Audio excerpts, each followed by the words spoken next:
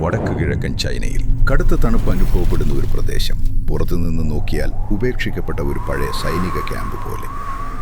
പക്ഷെ അകത്ത് കയറിയാൽ ഒരു കാര്യം മനസ്സിലാകും: ഇതൊരു സാധാരണ ക്യാമ്പല്ല.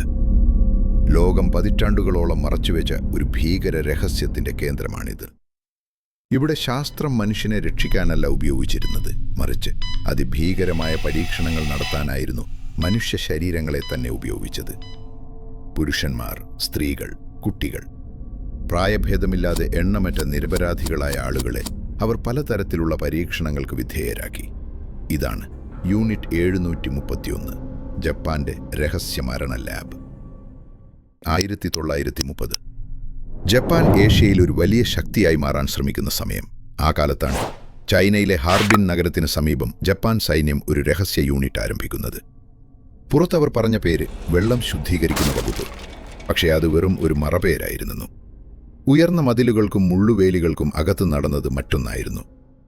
ഈ യൂണിറ്റിന് നേതൃത്വം നൽകിയത് ഒരു സൈനിക ഡോക്ടറായിരുന്നു, വളരെ ബുദ്ധിമാനായ ഒരാൾ.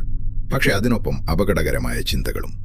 അവൻ വിശ്വസിച്ചിരുന്ന ഒരു കാര്യമുണ്ട്: തോക്കിനേക്കാളും ബോംബിനേക്കാളും രോഗങ്ങളായിരിക്കും കൂടുതൽ ശക്തമായ ആയുധങ്ങൾ.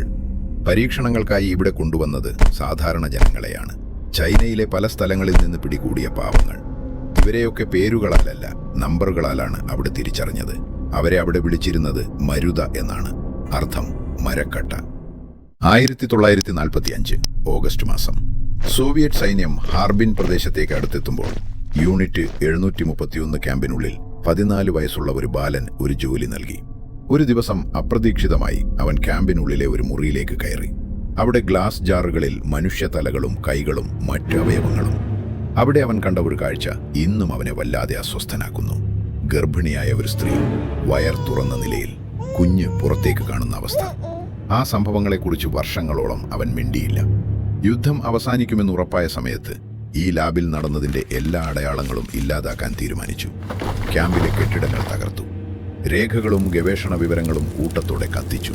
ഈ സ്ഥലത്ത് എന്താണ് നടന്നതെന്ന് പുറലോകം ഒരിക്കലും അറിയരുത്.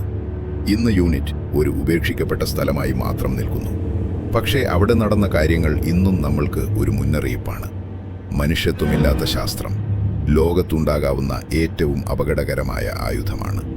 ഇത് ഒരു കഥയല്ല, യഥാർത്ഥത്തിൽ നടന്ന സംഭവങ്ങളാണ്.